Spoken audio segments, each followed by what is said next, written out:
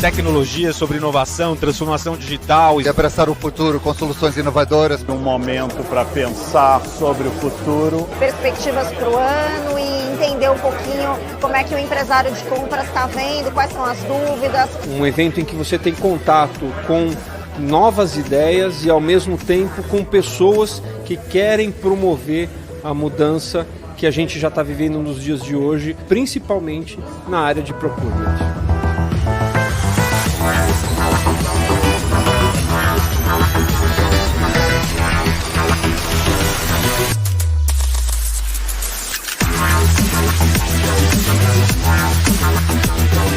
Quando começou toda essa crise do coronavírus, a gente pensou como é que a gente democratiza cada vez mais o conteúdo, como é que a gente leva isso para as pessoas. Como que a IBM em si está pensando nos seus produtos e pensando em mais inovação e mais coisas no momento pós-crise. A nosso ponto de vista para a inteligência artificial é que ela vai ser pervasiva, ela vai fazer parte do dia a dia em todos os processos de negócio. E nós não temos, em uma crise mundial, um inimigo tangível, você não vê o vírus.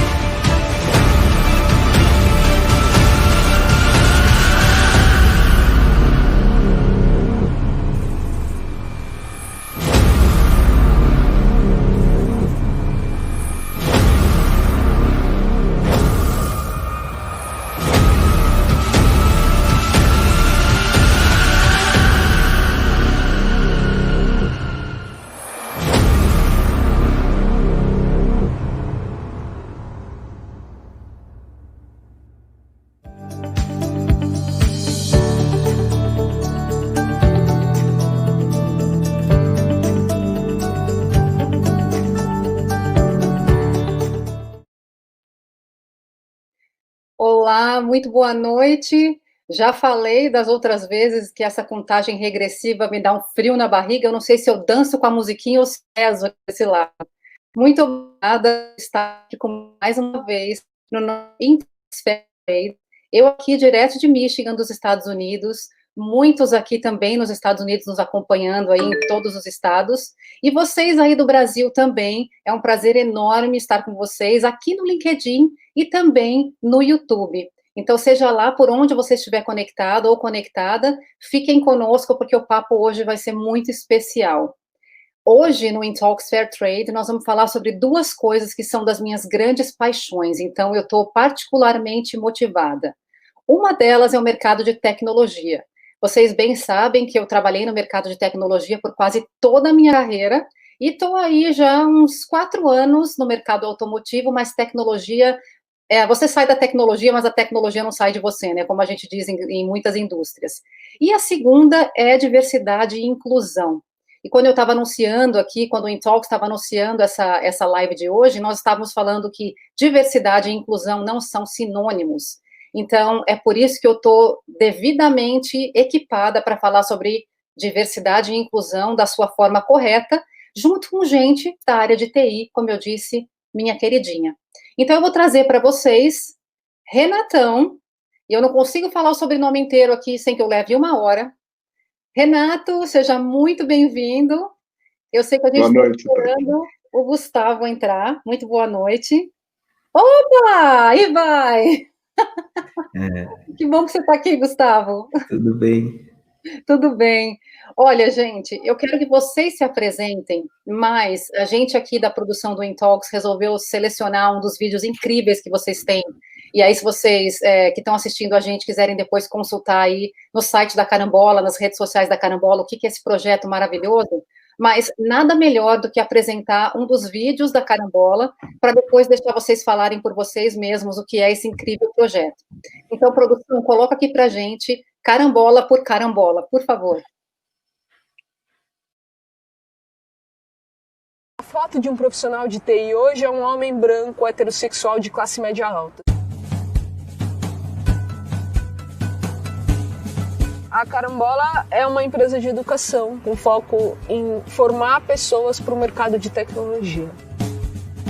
A gente cria times de tecnologia para empresas e, baseado num projeto, usa um projeto real da empresa para desenvolver as habilidades do time e para a empresa poder contratar no final. O que a Carambola faz, ela paga para essas pessoas aprenderem enquanto elas estão fazendo o projeto e dão oportunidade para da empresa contratar. Para a gente conseguir mudar esse mercado, a gente faz um contexto que, obrigatoriamente, uma dessas pessoas é uma minoria em representatividade no mercado de TI, ou seja, ele não é um homem branco, heterossexual de classe média alta. A ideia de desenvolver esse projeto na Carambola foi justamente que pudesse gerar um aprendizado de uma situação de relacionamento com pessoas trans que depois a gente pudesse disseminar para toda a organização. A inclusão é como esses grupos trabalham juntos e como eles coexistem nesse espaço dessa empresa. E fato é, a gente está tendo entregas técnicas com um nível superior à média do que a gente tem de mercado normalmente. É muito fácil a gente assumir, por exemplo, eu queria tanto contratar uma pessoa negra, mas eles não vêm preparados, eu não tenho um transexual preparado para o mercado. A dúvida que a gente traz na Carambola é, mas você, empresa, você está preparada para trabalhar com transexual? A cada dia que passa, todo dia eu tenho contato com alguma coisa nova, eu aprendo alguma coisa nova e a Carambola está me proporcionando participar dessa pequena revolução que a gente quer fazer no mercado.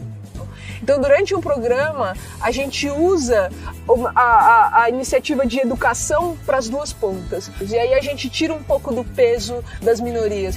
Então, pessoas de lugares longes ou menos favorecidas ou com alguma diferença de diversidade, todo mundo tem essa mesma oportunidade aqui dentro de mostrar que é capaz igual a qualquer um e quebrar esse preconceito para fora daqui. A gente gera indicadores para mostrar que, olha, ela teve realmente resultado, porque ele é incontestável. E no final do programa, a empresa tem a opção de fazer uma proposta de contratação para o trio. Eu, obrigatoriamente, preciso incluir as 3 pessoas. Me colocar no lugar deles pelo que acontece diariamente me ajudou muito a ter uma percepção diferente do que o outro passa. É fácil você julgar o que está acontecendo com a pessoa, você não sabe o que tem por trás de tudo isso. E se eu não tenho eles, eu também não sou nada aqui. A gente precisa que esse trio esteja dentro da empresa como um defensor do outro.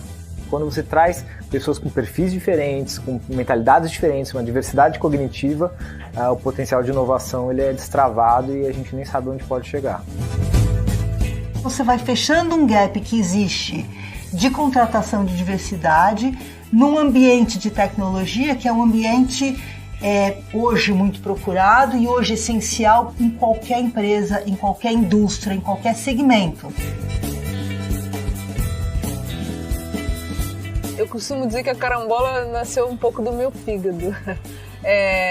Eu sempre tive uma visão de ter um impacto no mundo, mas o mundo teve um impacto forte no começo da minha vida. Ainda tem uma resistência do mercado em receber mulheres, em receber pessoas que têm outras opções sexuais, e isso nunca deixou a Juliana baixar a cabeça. Nós vamos ser a maior empresa de educação do mundo.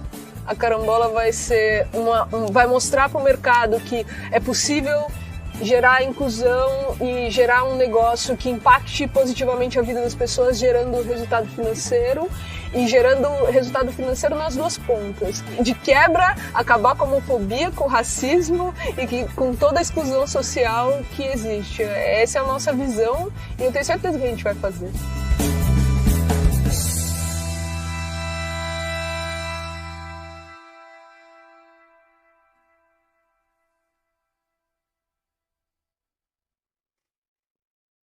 Nós voltamos. Ó, tá vendo? Não dá para culpar ninguém esse negócio de TI, né? Para vocês que estavam aí no YouTube, acompanharam um vídeo incrível do que é a carambola, que contou um pouquinho, né, do que o Gustavo fez nessa jornada aí. Então, agora eu queria pedir para vocês se apresentarem. Então, vou começar aí, já que eu estou vendo o Gustavo do meu lado esquerdo, aí vou pensar em relógio. Gustavo, me fala um pouquinho, quem é você e por que essa tal de carambola? Você viu, eu tô até barbudo agora. Exatamente. Me conte. Eu vou contar um pouquinho da minha história e um pouquinho de onde eu vim, e aí eu ligo aonde a gente chegou com o Renato e com a carambola, tá? E aí ele continua. Eu comecei, eu brinco que eu vim de uma família de inovadores. A primeira grande inovação que eu tive foi 20 anos atrás, eu falar para minha família que eu achava que eu era gay. E eu falo que foi uma inovação porque até hoje o meu pai se pergunta de onde que eu tirei essa ideia. E eu vim de uma família de inovadores, porque naquela época os pais tinham mania de, quando isso acontecia, de mandar os filhos para fora de casa. E os meus pais inovaram e foram embora de casa. Então, eu me vi num contexto social super complexo, porque imagina você sofrer uma exclusão onde nem seus pais te percebem, você deixa de fazer parte até do seu núcleo familiar. Eu passei a não conviver mais, não existir mais na sociedade, né? Eu estava sempre à margem de tudo aquilo, não só financeiramente, mas socialmente também, né? Então, eu passei muito tempo com muito medo de contar para o mundo o que era aquilo, o que eu estava entendendo daquilo. Era um assunto que hoje a gente fala muito disso, mas há 20 anos atrás não era uma coisa que a gente comumente falava. E eu fiquei numa situação de, putz, agora eu preciso trabalhar e ganhar dinheiro, porque eu lembro que eles saíram de casa praticamente de um dia para o outro, e aí eu fui ficando em casa, sem contar para ninguém o que tinha acontecido, que eu fiquei apavorado, até uma hora que a comida de casa começou a acabar, e eu falei, putz, eu vou precisar trabalhar, e eu vou precisar sair para fazer alguma coisa. E aí eu fui fazer o que me dessem para fazer, assim, fui trabalhar com qualquer coisa que me permitissem fazer. Então, tem um caminhão de mudança para carregar, legal, vou fazer, tem um jardim para cuidar, vai ser garçom ali, vai fazer não sei o quê. E aí eu trabalhei bastante tempo nesse contexto de trabalhar com qualquer coisa, ganhando muito pouco. E eu ganhava R$30 por dia, eu trabalhava 3 dias por semana. E eu fiquei naquele ciclo que você não consegue sair disso. É um negócio que você entra numa bolha. Eu lembro que uma vez eu encontrei um médico que falou, sabe qual que é o problema? No Brasil, as pessoas não sabem fazer gestão financeira, vocês não têm educação para isso, você tem que guardar 50% de tudo que você ganha. Aí eu perguntei para ele, e quando eu ganho 25% de tudo que eu preciso? O que eu faço quando você tem esse cenário? Então, para mim, aquele era um ciclo que eu não ia sair nunca mais. Até o momento que eu encontrei um amigo que eu lembro que ele falou assim, vamos ali que eu vou comprar um carro. E eu falei, cara, como você vai comprar um carro? Você acabou de entrar na faculdade, você acabou de arrumar um emprego, como você vai comprar um carro? Você imagina, eu ganhava R$30 por dia. Eu falei assim, cara, aí ele pegou e falou assim, não, vamos ali. Aí a hora que ele tava preenchendo as coisas do carro, ele colocou que ele ganhava R$5.000. Aí você imagina, eu falei, nossa, mas você ganha R$5.000? Como que você faz isso? Tipo, você acabou de arrumar um emprego. Aí ele pegou e falou assim, eu sou programador. Eu falei, legal, eu quero fazer isso daí amanhã, como é que eu faço? Daí ele falou, tem uns cursos aqui, e aquele contexto de, putz, eu preciso fazer um curso, mas todo curso custa, como que eu vou me entrar se eu não tenho dinheiro para nada? Até uma hora que eu achei um curso gratuito, que era um curso da Microsoft. Eu entrei nesse curso para estudar, fiz o curso, me candidatei para fazer, e eu me lembro muito bem que era assim, era um período integral, era um curso que depois no final tinha uma feira de emprego, mas você tinha que ficar o período integral naquele curso, era de graça, mas e isso me custou assim, para eu estudar naquele lugar, eu precisei parar de trabalhar, e aí isso me custou ficar 3 meses sem luz em casa. Tá, que eu fiz o bendito do curso de programação, consegui entrar ali, fiz o curso. Nesse curso eu descobri que existia uma competição da Microsoft que chamava Imagine Cup, que é a Copa do Mundo da computação. Eu escrevi um projeto que ficou em terceiro lugar de 300 mil inscritos. E aquilo foi uma mudança. Eu fui contratado, eu fui trabalhar num centro de inovação da Microsoft, e ali tive uma transformação enorme na minha vida, tudo. Passado um pouquinho, eu recebi uma proposta para ir trabalhar num grande banco e fui.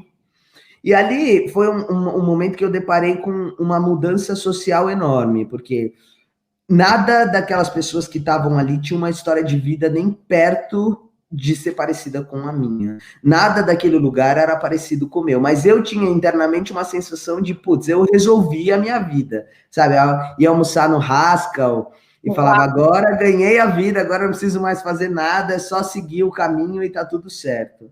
Até quando eu comecei a perceber que as pessoas contavam as histórias e, eu fiz isso, eu fui viajar, e nada dos lugares que eles tinham ido eu conhecia, nada dos lugares que eu conhecia eles conheciam, e era como se a gente tivesse vivido de dois mundos totalmente diferentes.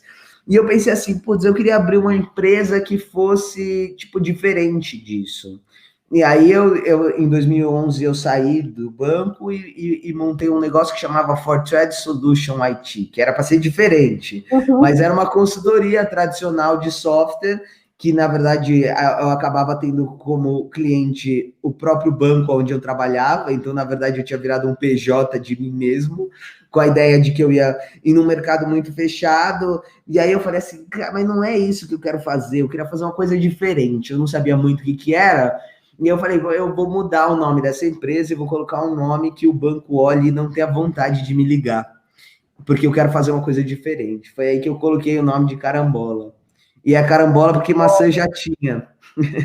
E aí a gente criou esse contexto da Carambola, e eu segui tentando contratar as pessoas para fazer os projetos que eram diferentes ali. Mas eu não sabia muito bem o que era aquele processo. Eu trabalhava, me montei num coworking e trabalhava com uma série de projetos, fiz um monte de projetos de muitos tipos. Num desses projetos, eu acabei entrando como investidor técnico, eu fazia a parte técnica de um projeto de uns meninos que não tinham a parte técnica, e a gente conseguiu que esse projeto em 2015 fosse vendido para a B2W Digital, uma operação que a gente começou super pequeno, e aí vendeu a operação, quando eu saí, tinham 300 pessoas trabalhando. E foi uma transformação, mas a gente na Carambola tinha um contexto que, assim, todo mundo que eu contratava para fazer os meus projetos eram diferente do que o mercado queria. Por quê? Primeiro, porque eu não tinha o dinheiro para pagar o que o mercado pagava. Segundo, que a minha rede não acessava as pessoas que o mercado queria. A minha rede acessava todo mundo que o mercado não queria. E o que acabava acontecendo era que essas pessoas saíam e iam embora. Passava um período, ninguém queria contratar elas trabalhavam na Carambola, passava um período, elas iam embora. E aí foi nesse meio período que eu conheci o Renato, e aí ele falou, putz, você tem um negócio diferente aqui, você tem um monte de coisa, mas você forma as pessoas, isso é legal. E, Renato, mas ninguém quer saber disso e tal, e aí a gente veio para esse contexto de vamos fazer uma coisa diferente. Foi quando em 2017 a Microsoft me chamou para contar a história de como que a minha carreira tinha sido daquele jeito, como que eu tinha passado pelos programas e tal, e ali a gente teve essa visão, eu e o Renato fomos para Washington, e aí a gente fez a palestra, e todo mundo sempre olhava o negócio e falava, poxa, mas você fez um negócio tão legal lá, que foi investido pelo fundo, que foi vendido, que era uma plataforma, e você tem um negócio que depende de formar as pessoas, esse negócio não vai dar em nada. E quando eu e o Renato fomos para os Estados Unidos e a gente começou a contar o que a gente fazia, lá foi uma visão totalmente diferente, porque era assim, nossa, mas vocês formam as pessoas? Putz, como que vocês formam as pessoas? Putz, a gente tem uma metodologia, E aí foi aquele negócio que, assim, nossa, peraí, Renato, se a gente tem uma coisa que a gente forma as pessoas, elas vão embora, talvez isso não seja um defeito, talvez isso seja uma qualidade, talvez o nosso negócio seja formar as pessoas e que elas vão embora. E aí, e nesse momento foi a hora que a gente se conheceu um pouco, eu vou deixar o Renato falar um pouco dele, e entendeu que a gente vinha de dois mundos totalmente diferentes, mas que o potencial de unir de tanto ele conhecer o meu universo, quanto eu conhecer o universo dele, era explosivo. E foi aí que a gente decidiu que, assim, putz, nós temos um negócio que a gente forma pessoas para o mercado de tecnologia, mas que a gente pode englobar outras coisas, de trazer essa vivência de ter dois mundos e abrir essa janela para dois mundos totalmente diferentes. Eu nasci no Grajaú, o Renato nasceu nos Jardins. Vamos mostrar que muita coisa do que eu aprendi é válido no seu mundo, do mesmo jeito que muita coisa que você tem no seu mundo é válido no meu. E não uma via de mão única, onde um lado só serve o outro. Então a gente percebeu que essa diversidade tinha esse potencial explosivo, e foi em 2017 que a gente decidiu fazer a Carambola como um modelo de educação, que é isso que a gente tem hoje. Né? Nossa, Gustavo, eu, assim, antes de passar para você, Natão, eu me lembrei de quando a gente estava batendo um papo, combinando essa live, você disse lá naquela região ali, Berrini e tal, como é que era? O quadrilátero do sapatênis. O quadrilátero do sapatênis.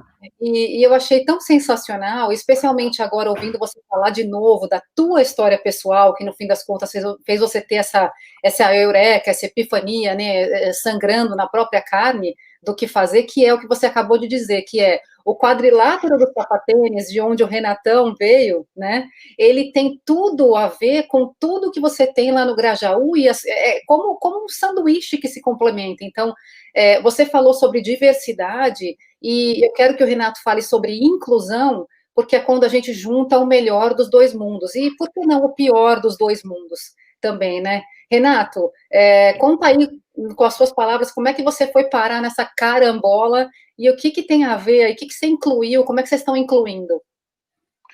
Bom, eu acho que eu também sempre fui meio inovador, assim, né? Porque eu vim de escolas muito boas, eu fiz escola politécnica da USP, engenharia de produção, fiz direito no Mackenzie, depois fiz MBA lá na Califórnia, na Universidade da Califórnia, Los Angeles, UCLA, e quando eu estava ainda na faculdade, eu vendia uma pinga que chamava Chiboquinha, né? E eu resolvi fazer desse negócio um negócio real, né? E comecei a desenvolver isso. Então, me lembro na banca de examinadores da Poli, quando eu fiz meu trabalho de formatura, que foi sobre a empresa, né? Foi o plano de negócios da empresa e tal. Uma das examinadoras falou: mas você vai viver dessa pinguinha aí? Porque todos os meus amigos estavam no mercado financeiro e etc. E aí eu falei: eu vou viver dessa pinguinha. E aí foi. E esse negócio cresceu. A gente acabou trazendo a fábrica da Chiboquinha para perto de Minas. Eu fui implantar a fábrica lá em Minas Gerais, em Itapeva, na época. E aí eu lembro que a gente comprou uma marca de cachaça chamada Santo Grau, e foi a primeira cachaça do Brasil a ter denominação de origem e safra. E eu, pessoalmente, fui no Ministério da Agricultura, defender o procedimento para fazer isso, etc. E tal. Então, a inovação sempre teve muito na minha veia, eu sempre quis fazer coisas diferentes e que geravam valor em si, né? E fiquei nessa empresa de cachaça por 12 anos, vendemos ela para um grupo espanhol que estava entrando no Brasil, encontrou a gente porque a gente fazia parte dos rankings de cachaça de qualidade, na época da Playboy, tinha os rankings de cachaça, e aí, na verdade, compraram da gente a empresa e eu fui fazer outras coisas. Uma delas foi um projeto que a gente começou no Instituto de Engenharia em São Paulo, onde me apresentaram para o Gustavo para a gente fazer um espaço de maker, né, um espaço onde as pessoas iam compartilhar ferramentas de fabricação digital e desenvolver os seus projetos, e foi aí que eu conheci a Carambola e me encantei. Eu me encantei por diversos motivos, né? Por ter visto uma empresa que conseguia desenvolver projetos extremamente interessantes com pouquíssimos recursos, e isso acho que é uma das coisas que destravam realmente a criatividade e a inovação, é quando você tem um problema para resolver e você encontra uma solução independente do recurso que você tem. Então, eu vi, por exemplo, uma estação de bike que a Carambola desenvolveu de carregar bike elétrica, que a trava da bike era a trava do porta-malas do Gol, que foi adaptada para fazer aquilo. Quer dizer, era o que eles conseguiam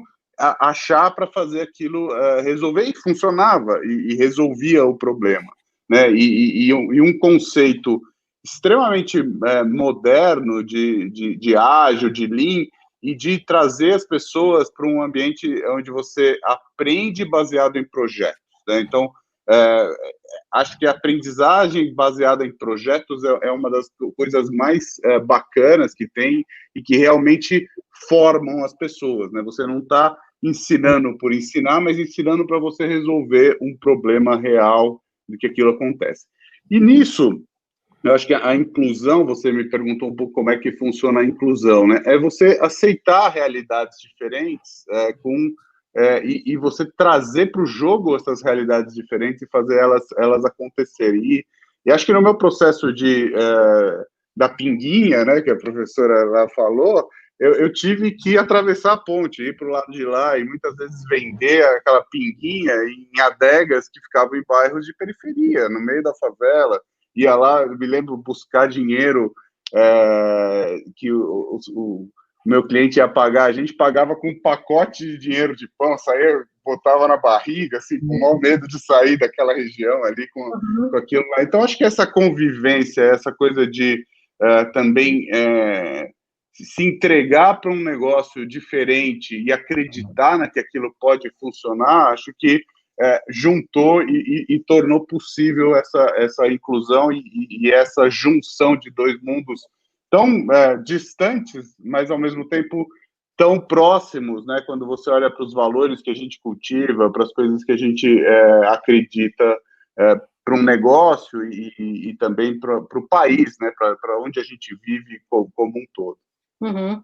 Eu adoro que você mencionou, né, que você ia lá para a favela e tudo mais, para o outro lado de lá da ponte, né, de onde o Gustavo veio, e aí a gente começa a entender que, no fim das contas, nós todos somos motivados pela mesma coisa, né, a gente, de um jeito ou de outro, se a tua conta de luz custa 300 e a conta de luz do outro custa 30, todo mundo tem que pagar a sua conta de luz e todo mundo tem que conquistar o seu sonho, seja lá de que tamanho ele for. Então, o que eu mais gosto do projeto de vocês, de que vocês mencionaram até agora, é que esse viés inconsciente de que eu não vou me juntar com um cara que vive lá nos jardins, ou eu não vou me juntar com um cara que é um transgênero, viveu uma modificação de gênero, né? Não vou falar com um cara que era Juliana, virou Gustavo, e também não quero saber desse cara que foi viver no exterior. Vocês quebraram completamente essa barreira para mostrar que a paixão de vocês une, né? E valores, né? Mas eu quero deixar aí para vocês escolherem quem vai me responder essa. Quando eu falo sobre inclusão, e eu disse para vocês que inclusão é uma das minhas paixões, né, uma coisa que realmente eu tenho como algo a perseguir, o que eu quero saber de vocês é o seguinte: o quanto incluir é possível, né? Porque a gente está hoje ouvindo que as empresas têm que fazer o politicamente correto, e a nossa live chama Inclusão Além do Politicamente Correto, porque existem cotas, porque existem... É bonito dizer que você é diverso e inclusivo, mas como é que isso se conecta ao negócio? Como é que o negócio se sustenta? Qual o benefício que o negócio tem sendo inclusivo? Quem quer me responder isso? Gustavo. Nós dois sempre. Não, eu acho que tem na minha visão, a gente está vivendo um momento do mercado de TI que eu acho que a inclusão, a diversidade é uma necessidade do negócio, porque a gente fala que hoje o profissional de TI é um homem branco, heterossexual, cis, de classe média alta, e esses caras todos já estão contratados, e a gente ainda tem 400 mil vagas em aberto. Ou a gente vai trazer gente de outro contexto, ou a gente não vai conseguir fazer inclusão. E aí, e trazer essa diversidade. E para a gente, a diversidade tem se mostrado que na minha opinião, uma falta de habilidade do mercado e talvez um comodismo de sentar numa posição de conforto mesmo e falar, agora, o que determina a entrada de novos profissionais nesse mercado? Então, por exemplo, na minha história e na história do Renato, a gente passou por diversos momentos onde a gente tinha conflitos e muitas dificuldades das pessoas entenderem o que fazia o Renato, uma pessoa como o Renato, se juntar com um cara que nem o Gustavo. porque você não precisa disso. Mas, ao mesmo tempo, a gente, entre a gente, percebe que a gente aprendeu muito um com o outro, e não foi só o MBA internacional do Gustavo, mas o meu MBA do Igrajaú também trouxe muita coisa para dentro do negócio. Mas isso é uma inclusão, é onde a gente percebe esse pertencimento, de perceber que eu podia falar e que eu tinha a mesma voz que o Renato dentro do negócio. Qual que é a dificuldade de fazer isso? É que a gente precisa sair de uma posição de conforto. E eu sempre sou muito grato, e eu admiro muito o Renato por conta disso. Eu acho que ele é um exemplo nesse sentido, porque ele sempre teve numa posição muito empática de falar assim, e também muito humilde de falar, peraí, o que essa pessoa pode trazer? E não só, olha, eu estudei lá fora, ou eu estou numa posição confortável.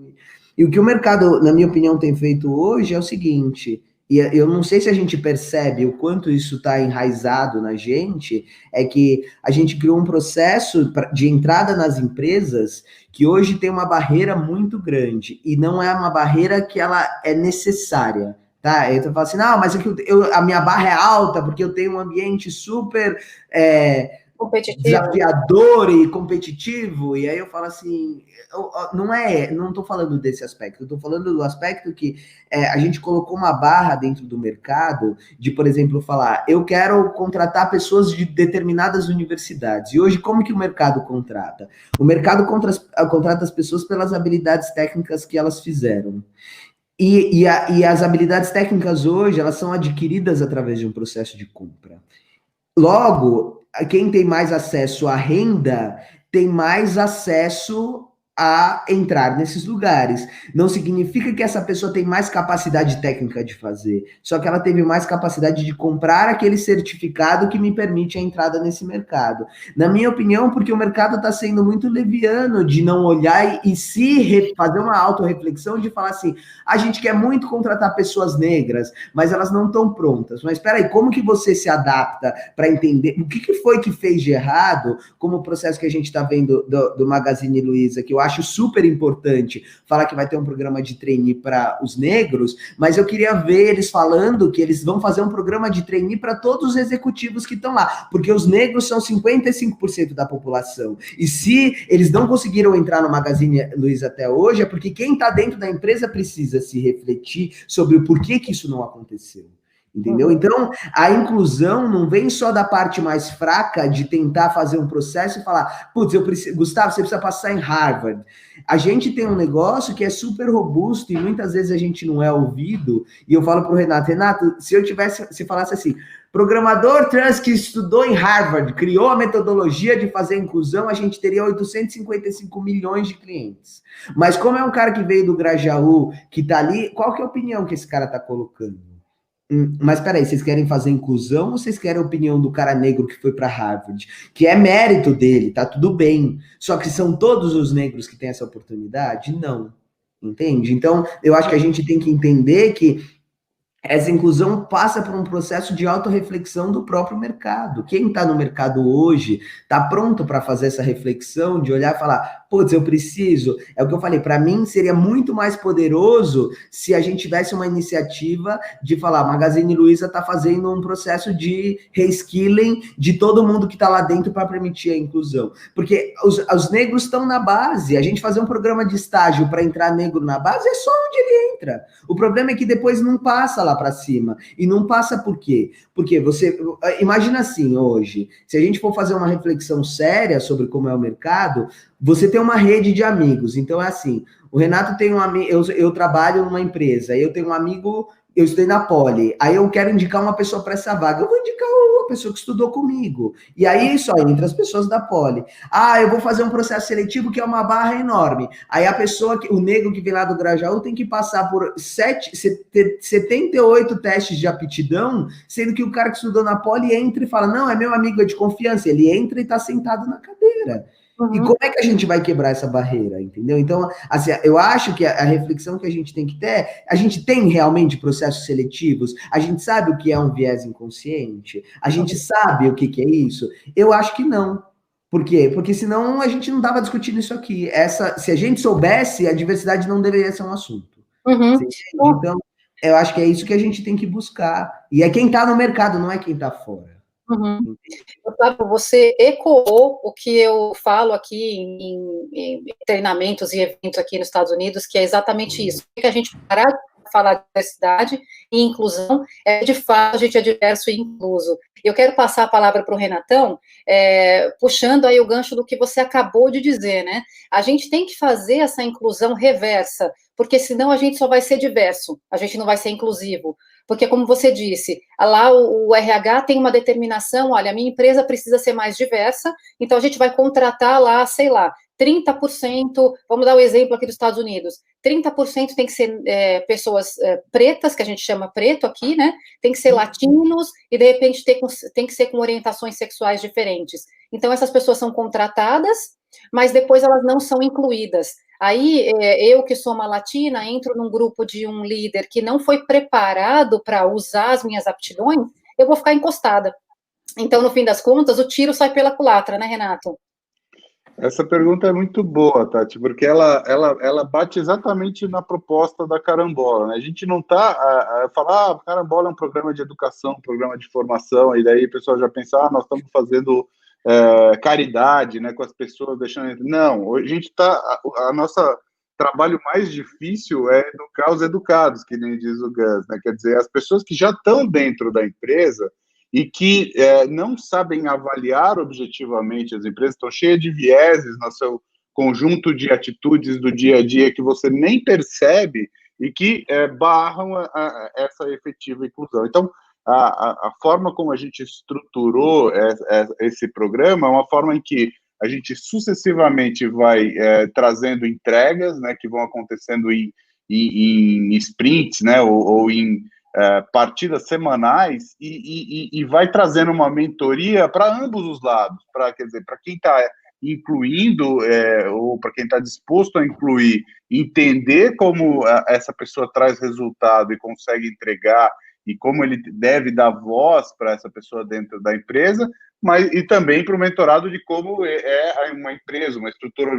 organizacional, uma cultura ou valores socioculturais diferentes do que ele está acostumado. Então, ele é um processo de aproximação mútua, eu costumo dizer, né? Que a gente está olhando para a borda do mercado, o teu mercado está, a empresa está aqui, a pessoa está aqui, eu preciso esticar a borda da empresa, preciso esticar a borda da pessoa para que eles consigam entrar, para que eles consigam conviver e para que eles possam aprender com essa convivência, e depois é quase que uma incubação, né? Depois a pessoa pode entrar lá dentro, aquela célula de desenvolvedores entrar lá dentro e depois multiplicar essa cultura de inclusão, essa cultura dos indicadores que a gente traz, essa cultura de um trabalho colaborativo também, que eu acho que é um dos grandes diferenciais dessas equipes que a gente está montando. Absolutamente. Eu quero que você conte para a gente o que é a empresa 2.5, né, que eu ouvi você em outras oportunidades explicar e que tem a ver, acho que com esse gancho que você abriu. E antes disso, eu gostaria só de reforçar isso, que eu acho que é um dado muito legal, é uma coisa muito importante que a gente tem que reforçar, que o Renatão e o Gus têm falado aí desde o começo do nosso bate-papo, mesmo antes da gente retomar a live, né?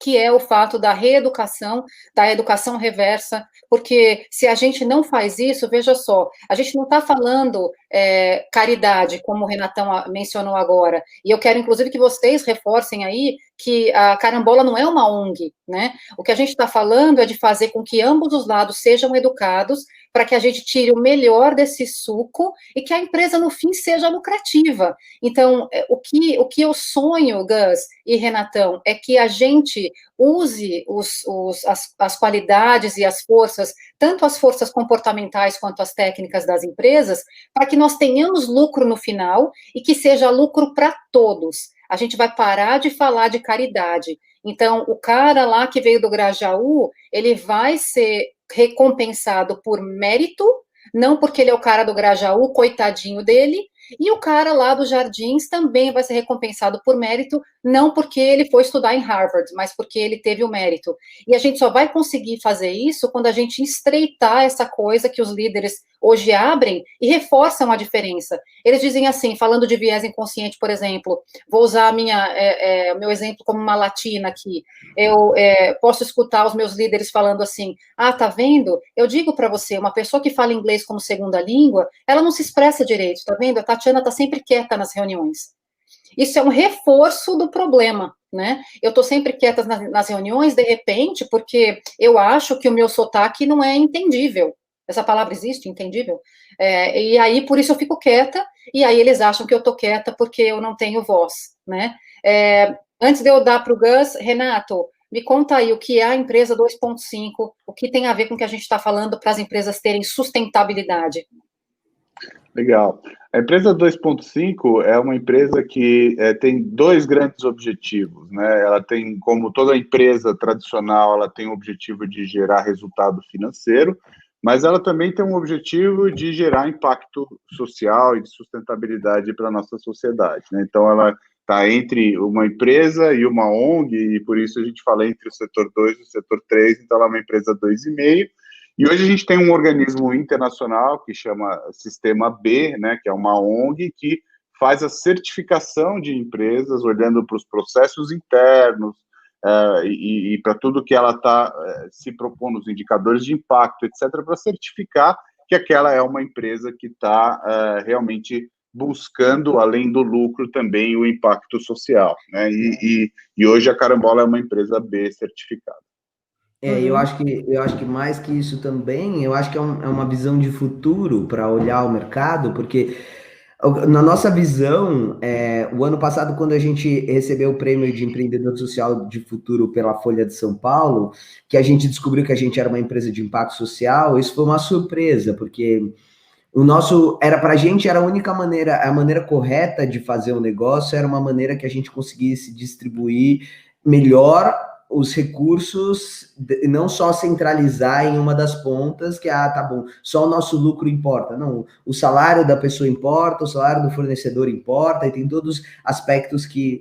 Mas, quando a gente fala, vocês são uma empresa de impacto social, na verdade, o que esse sistema vem trazer é trazer uma forma objetiva de medir, porque hoje para mim, todas as empresas são empresas de impacto social.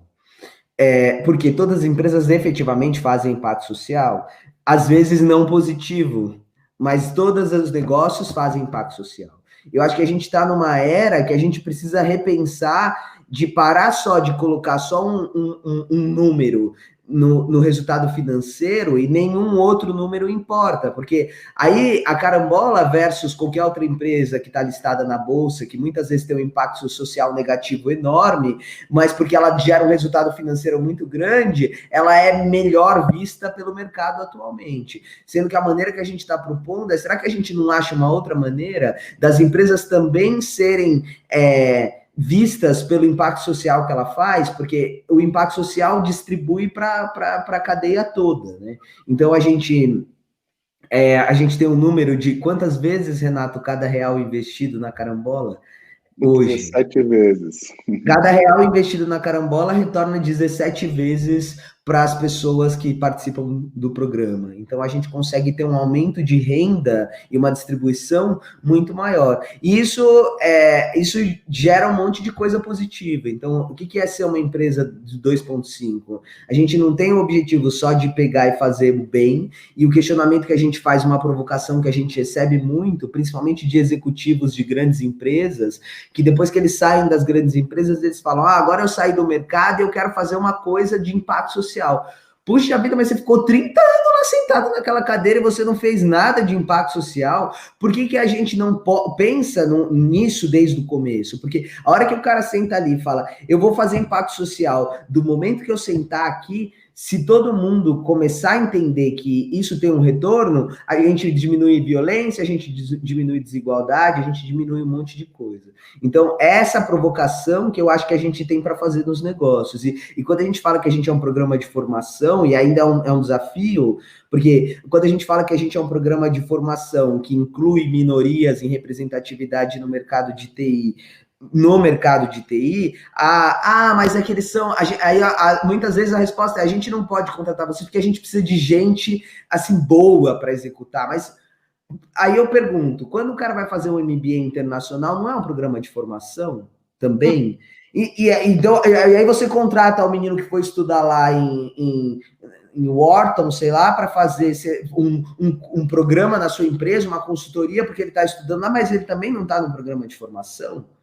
Mas a gente esquece isso. Então, esse questionamento que a gente traz a gente não é uma ONG, os nossos resultados, eles são efetivos, a gente gera resultado financeiro para a Carambola, a gente gera resultado financeiro para as pessoas que participam do programa e a gente gera resultado financeiro para a empresa que participa. Então, a gente começa a distribuir melhor isso e começar a ver que essa roda funciona e que talvez esse possa ser um modelo que possa ser replicado em mais contextos. Sem dúvida, Gus. Antes de eu passar a palavra para o Renatão, porque a gente até agora falou o porquê, e eu queria que o Renatão contasse um caso aí do como, eu queria, produção, que vocês passassem para a gente aqui, para todo mundo ver o vídeo dos resultados da Carambola. Coloca aí para a gente ver, porque na prática é o que interessa, né? Vamos assistir esse vídeo, gente. O que eu aprendi aqui na Carambola? Muita coisa. Eu entrei aqui zerada, praticamente. Acho que foi a ver mais o lado humano mesmo da coisa. Que, no geral, em desenvolvimento, você pensa muito pelo lado da máquina e acaba deixando a parte do emocional muito de lado. Eu tô aprendendo como trabalhar em equipe. Acho que me comunicar, mais do que qualquer outra coisa, é enfrentar alguns medos que eu tinha interno dentro de mim, que estão cada vez menores. Assim. Foi, com certeza, o que eu mais aprendi. Dentro do mercado de tecnologia, para você ter uma ideia, processos. Metodologia ágil, eu aprendi tudo aqui. Eu tinha muito conceito, mas a prática eu não tinha. Eu aprendi tudo na Carambola. E os hard skills, né? Hard skills tá, a habilidade só crescendo, isso é ótimo.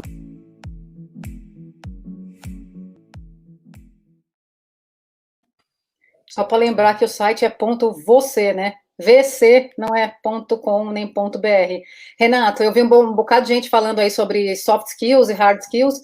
Me conta como é. Você tem aí um projeto para contar? Porque o que eu acho mais incrível aqui da gente deixar para as pessoas que estão acompanhando a gente aqui é como é que isso é feito? É possível fazer? Então, conta aí um caso. Legal. Eu acho que a coisa, como eu falei no começo, né, a coisa mais bacana da metodologia da Carambola é o aprendizado baseado em projetos, né? Então, baseado em demandas reais das empresas de soluções para o negócio, a gente monta trios, né, de desenvolvedores que vão desenvolver tecnologia para resolver aqueles problemas com métricas objetivas de performance. Então, o que aquele desenvolvimento de tecnologia vai trazer de resultado para o negócio. E enquanto a gente está desenvolvendo essa tecnologia, a gente também está fazendo um programa de mentorias, a gente fala em 4 dimensões do profissional, né? Então, a gente traz a aderência a processos, metodologia ágil, o como fazer, a gente traz essa questão da orientação a resultados, né? Do porquê eu estou fazendo aquilo, como aquilo vai trazer resultado para o meu negócio. A gente traz as habilidades técnicas e aí a gente monta grades, né, de currículo baseado em coisas que estão sendo usadas no mercado e vai mapeando as tarefas que são dadas para cada um desses desenvolvedores e preenchendo aquela matriz, aquele currículo dele de acordo com essas tarefas e com a avaliação também do gestor do cliente, né? Então, é uma avaliação que já traz para dentro do contexto corporativo como aquilo vai ser feito, e os soft skills, ou habilidades pessoais, interpessoais, que são tão importantes, e na inclusão ainda mais, né? Quer dizer, você entender que pessoas com contextos socioculturais diferentes têm motivações diferentes, têm histórias diferentes, têm uma forma de você liderar elas de uma forma diferente também. Então, a gente traz tudo isso para esse projeto e vai mostrando isso em tempo real, como que isso está acontecendo, e todo mundo vai aprendendo com os casos de sucesso. Então, o próprio Fleury, que passou aí por o vídeo do pessoal do Fleury falando um pouco sobre o projeto, foi um dos clientes que se beneficiou disso. Enquanto eles desenvolviam o site e os aplicativos da rede A+, eles incluíram uma pessoa de periferia, um homem trans e uma menina de classe média alta, no mesmo trio, trabalhando para entregar esse projeto, que hoje estão trabalhando lá, até hoje, lá no Grupo Fleury, e com resultados extremamente satisfatórios, acima da média, como a própria diretora do Fleury mencionou aí no vídeo que foi passado. Espetacular, Renatão. A gente está falando de fato de colocar as pessoas lá, medir, treinar e medir, treinar e medir, treinar, para que todo mundo tenha resultado no final. Chegou uma pergunta aqui que eu quero ler para vocês. Ela é da... Quem é a produção aqui da Mais Cruzeiros Vem Viajar? Como podemos conversar? Tem uma pessoa que precisa muito de ajuda.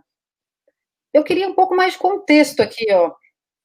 Professor Lúcio Chaves, a pergunta dele é: como é que a gente pode conversar? Tem uma. Já entendi o que ele quer. Ele quer já entrar em contato com vocês. Professor, entre em contato pelo site da Carambola, ou Renatão, Gus, como é que ele pode entrar em contato com vocês para falar sobre essa pessoa aí que precisa de ajuda? Pode mandar um e-mail para mim, é renato@carambola.com.vc. A gente vai ficar muito feliz em responder. Obrigada. E se vocês tiverem mais perguntas, mandem aí que a gente puxa aqui para a conversa. Gus, o Renato estava falando sobre um pouco da metodologia, um pouco do como. O que eu quero te perguntar é o seguinte: como é que está a aceitação do projeto de vocês? Porque eu, pessoalmente, nunca vi nada igual, né? Como é que é quando vocês abordam uma empresa, como é que começam a falar disso? Como é que é a aceitação, como é que é a reação?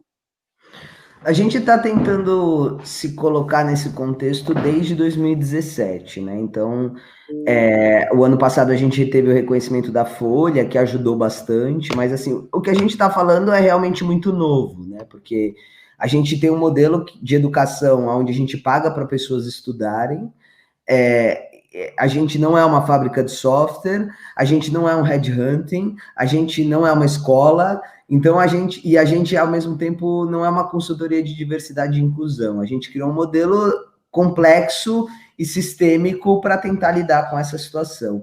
A gente percebe muita intenção de muita gente de querer fazer o projeto, a gente ainda percebe que existem algumas barreiras sociais, eu brinco, a gente ainda tá amadurecendo o modelo, então precisa de um pouco de educação do nosso cliente, um pouco talvez de robustez, de tentar entender, falar, eu vou fazer uma coisa diferente aqui, de se arriscar a fazer inovação, né? Porque a gente quer ver, muita gente quer contratar inovação, mas quer contratar inovação, fala, nossa, isso é realmente inovador, quem que já contratou? Mas você quer inovação ou você quer... Então me explica o que a gente quer fazer, eu não consigo entender.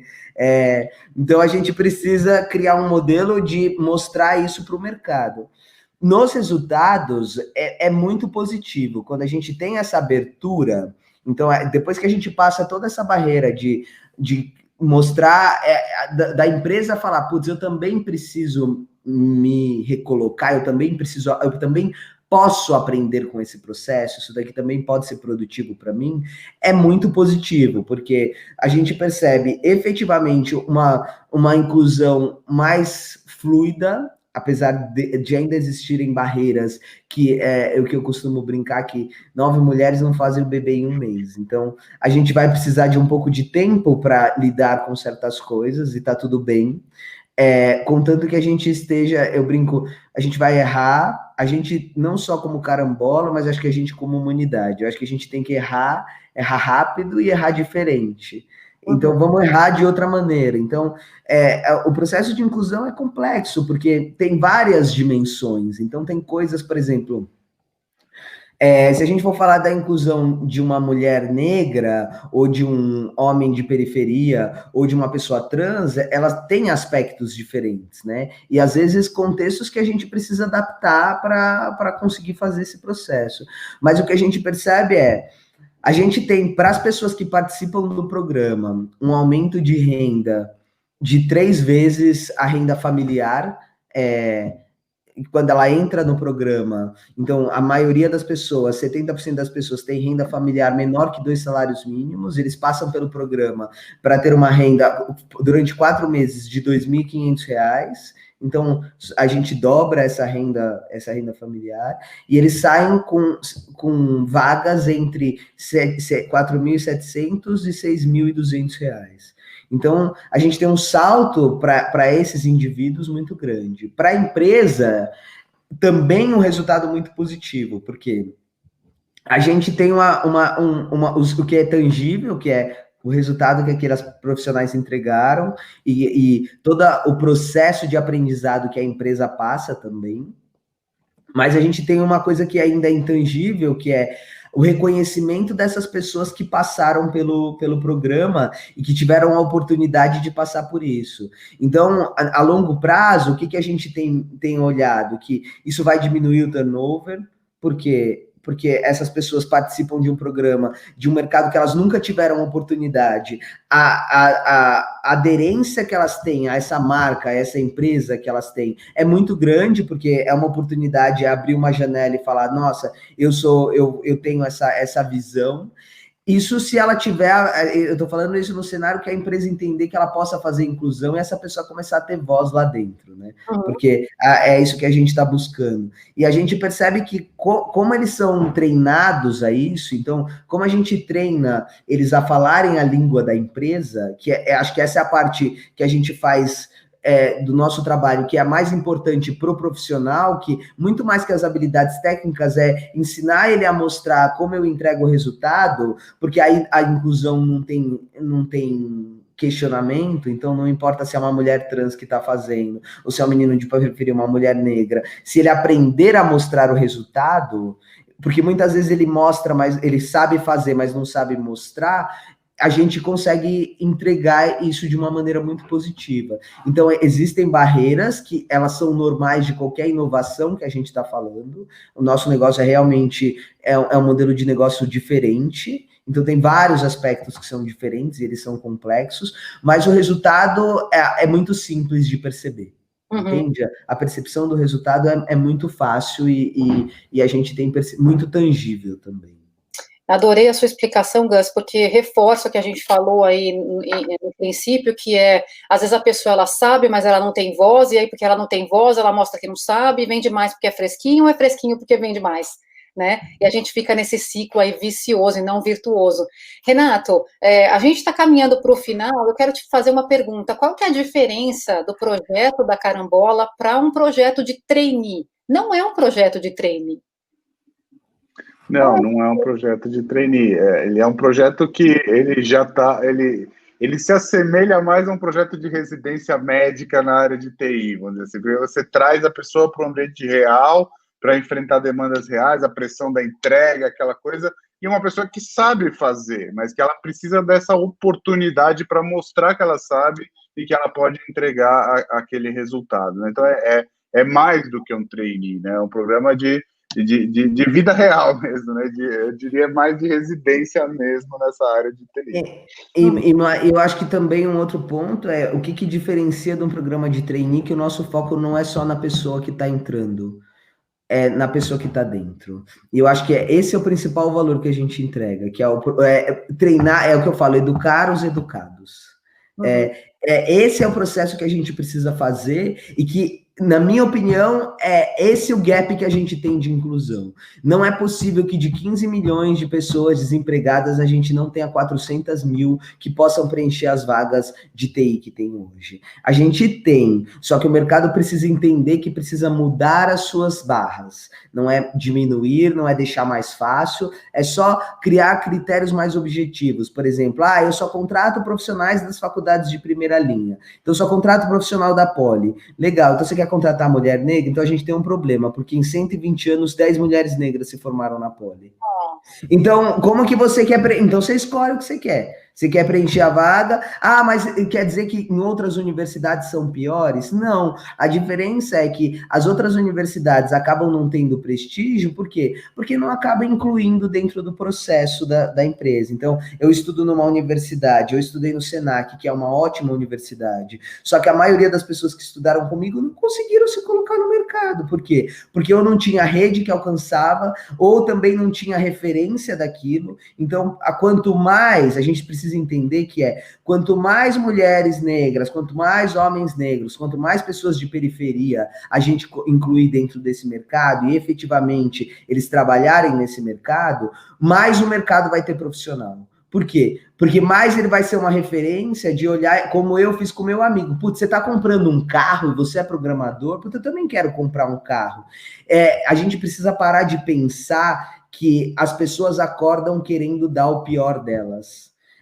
Eu não consigo acreditar que alguém acorda de manhã e fala assim, nossa, hoje eu vou ser um bosta. Tipo, o cara, ele não acorda pensando isso. O mundo, às vezes, faz ele ficar assim. Entende? Então, mas quem é o mundo? É o quadrilátero dos sapatênis. Então, hoje a gente abre essa porta e começa a perceber, e isso vai ser bom para todo mundo, que quanto mais mulheres negras, quanto mais meninos do Senac entrarem para trabalhar nas grandes empresas, melhor vai ficar o Senac. E mais profissional eu vou ter para contratar. Ao invés de ter 2 universidades boas para contratar, eu vou ter 10 universidades. Só que não adianta eu ter uma universidade que tem que cobrar barato, porque o cara não tem dinheiro para pagar o curso. Ele tem que estudar de dia, trabalhar de noite, fazer o pão de queijo de madrugada, porque ele não consegue trabalhar na área que ele tá, porque ele não arruma um emprego efetivo, e aí a gente esperar que o mercado vá se resolver. Nós fazemos, tudo que a gente faz é consequência das nossas próprias atitudes. Então, se o mercado está assim desse jeito, não é culpa dos negros que não se colocaram, é culpa de quem está fazendo o mercado até agora. Então, por que não é um trainee? Porque a gente está treinando os educados. Eu acho que essa é a principal força do nosso trabalho. Deus, espetacular. Produção, por favor, traduz logo para Libras e também, por favor, legendas em inglês. Eu preciso disseminar a nossa live aqui com o Renatão e com o Gus. Eu vou devolver a palavra para você, Gus, para você dizer as suas considerações finais, antes que eu peça para o Renatão dar as considerações finais dele. Eu queria que a gente, de verdade, que a gente acho muito boa conversas como essa, estou muito agradecido de ter a oportunidade de falar aqui. Primeiro porque eu acho que a gente precisa, as histórias como a minha não podem ser mais histórias de superação, elas precisam ser acabadas. As histórias como as minhas não são coisas boas. Eu brinquei lá que eu falei que eu achei que que há 20 anos atrás eu achei que eu era gay, mas na verdade eu não sabia, porque eu não tive educação, e a gente pensar em educação é uma coisa muito mais sistêmica, porque a gente tá, desde o processo do ensino fundamental, a gente está pensando em educação como uma coisa de colocar habilidades técnicas nas pessoas, e aí a gente forma um monte de gente que tem ansiedade, que tem angústia, que tem depressão, que tem um monte de coisa que são doenças, que são fato que está acabando com o que a gente está fazendo aqui. De pensar numa educação, de as empresas pensarem além do trabalho, de pensar em coisas muito mais sistêmicas, porque uma pessoa sofreu uma exclusão social porque ela não tem opção, porque não é uma opção dela ter nascido diferente das outras, e aí eu tô falando no meu caso de ser uma pessoa trans, mas eu poderia ser deficiente, eu poderia ser uma pessoa negra, eu poderia ter nascido só num CEP diferente daquele, e o mercado te condenar, e você sofreu uma exclusão social, eu acho que isso não é passivo mais da gente discutir. Eu acho que a gente tem que acabar com essas histórias. Então, o meu trabalho, o que eu e o Renato trabalhamos aqui na Carambola é para que as histórias como a minha deixem de ser contadas. Porque elas não são histórias bonitas de superação. Eu não acho que, nossa, que bonito, o Gustavo foi lá e conseguiu. Eu acho que eu sou um privilegiado em vários sentidos e eu não posso levar todos esses meus privilégios para achar que eu fui conseguir. Eu demorei 35 anos para me colocar na sociedade como Gustavo, simplesmente porque eu não sabia qual era a caixa que eu preenchia. Os meus pais passaram quase 15 anos da vida dele longe de mim, porque eles não tiveram educação para lidar com o que eu era ou com o contexto que eu poderia viver. A média de vida da população trans no Brasil é de 35 anos, e eu tenho 36 anos, então eu falo que eu sou sobrevivente. A gente precisa parar de contar essas histórias. Então, a gente discutir inclusão de verdade é também a gente olhar para a gente. Não é só olhar para nossa, que bonito a gente olhar a inclusão que acontece no outro. É a inclusão que acontece dentro da gente. Então, acho que esse trabalho que a gente precisa fazer. Então, eu acho que é um trabalho para uma vida. Mas a gente vai trabalhar incansavelmente. Eu costumo dizer que nada resiste ao trabalho. E eu aprendi isso com o tio do Renato. E a gente vai trabalhar até conseguir. Até quando a gente falar que, nossa, vocês fazem inclusão. E as pessoas ficarem assim, inclusão? Nossa, por que vocês fazem isso? Que coisa sem sentido. Então, eu acho que esse é o trabalho que a gente tem que fazer. E para isso a gente precisa disseminar e construir essa voz com muita gente. Eu adorei. Eu faço votos que um dia a Carambola deixe de existir Eu também, é o nosso trabalho. De existir. Renatão, suas considerações finais. Bom, estou muito agradecido também pelo espaço que vocês abriram aqui para a gente divulgar um pouquinho desse trabalho. Acho que o trabalho que a Carambola faz é, sobretudo, um trabalho de mudança de mentalidade, né? Eu costumo dizer que a gente vive e é criado pensando com a mentalidade da escassez, né? Então, a gente cria escassez e cria essa escassez artificialmente para sobrevalorizar algumas coisas em relação às outras, né? E quando a gente olha e pensa um pouquinho mais profundo sobre as coisas que a gente faz, a gente vê que isso não faz sentido, né? Por que alguma coisa porque a gente cria coisas artificiais para sobrevalorizar aquilo? E se a gente não mudar a nossa mentalidade para uma mentalidade de abundância e não de escassez, a gente vai continuar fazendo os mesmos erros, né? Então, como fazer essa inversão de valores na nossa cabeça, né? E acho que a proposta da Carambola, e como proposta de educação, é criar times e também educar as pessoas das empresas a pensar dessa forma diferente, né? E a entender que esse outro mundo é possível a gente pensar de uma forma abundante, é possível a gente pensar que todo mundo pode ter uma vida boa e saudável e incluir todas as pessoas dentro desse mundo. Se a gente não pensar abundância, a escassez que hoje é artificial vai ser real. Entende? Renato, muito obrigada. Gus, muito obrigada. Eu estou extremamente honrada, porque vocês estão extremamente alinhados com o que eu repito e acredito, que vamos parar de falar sobre essa tal diversidade e inclusão, e eu faço votos que a gente se encontre aí no futuro muito próximo, para vocês contarem qual é o novo projeto de inovação, porque carambola não será mais preciso, carambola, viu? Fiquem aí, eu vou fazer alguns anúncios aqui da próxima semana, do que está acontecendo das lives do Intalks, e não podia estar melhor, fair trade, mais fair desse assunto do que o que vocês trouxeram. E para quem está assistindo a gente, sigam Renato e o Gustavo no LinkedIn. O Renato está como Renatão, e aí você coloca Renatão Prado, porque ele tem um sobrenome gigante, Renatão Prado, carambola, você vai achar ele. O Gus está como Gustavo Glasser mesmo. Carambola, sigam aí em todas as redes sociais deles, porque vale a pena você acompanhar os projetos. Produção, coloca aí para mim que eu tenho adiante. Na semana que vem, eu vou estar somente no YouTube com o Tati Talk, como vocês sabem, a cada quinzena eu estou uma no LinkedIn e no YouTube. Infelizmente a gente teve um probleminha no LinkedIn, mas o YouTube continuou hoje. Semana que vem eu falo com o meu querido Mário Rodrigues e a gente vai falar sobre venda positiva. O título ia ser o que fazem, o que comem, mas a gente decidiu ser um pouquinho mais sério para atrair você. Então, venda positiva, o que é, para que serve e como praticar. Mário vai falar sobre vendas na veia. Semana que vem, mesmo bate-canal, YouTube, mesma bate-hora. E para você que está seguindo o Intalks, a gente tem aí, dia 29, amanhã, 11h30 da manhã, com o meu querido Thiago Alves, o nosso showman do Intalks, a indústria da experiência no pós-crise, com o Ricardo Natali, que é fundador e CEO do Experience Club. Então, não perde amanhã, um pouquinho antes do almoço. E no dia 1º, a gente tem o assunto consumo digital chega à mesa, com o André Turpeto, da Alelo. Então, ele é o diretor de marketing lá, vai contar um pouquinho para o Thiago Alves o que é esse tal de consumo digital. E no episódio 3, parte 2 do Procurement Club, Papo de Comprador, no YouTube. Se você não segue o YouTube do Procurement Club, vai agora que você já está aí no meu canal, né? Além de você se inscrever no meu canal e apertar para ser lembrado, se inscreve no Procurement Club também, para ser lembrado do que está acontecendo dos próximos episódios do Papo de Comprador. E é isso, gente. Muito obrigada mais uma vez. Obrigada pela paciência de vocês aí de se conectarem de novo. Obrigada, produção, por colocar a gente no ar. Gus, um beijo enorme para você. Renatão, beijo enorme para você. Espero que a gente se encontre muito em breve. Tchau, até logo. Tchau, tchau.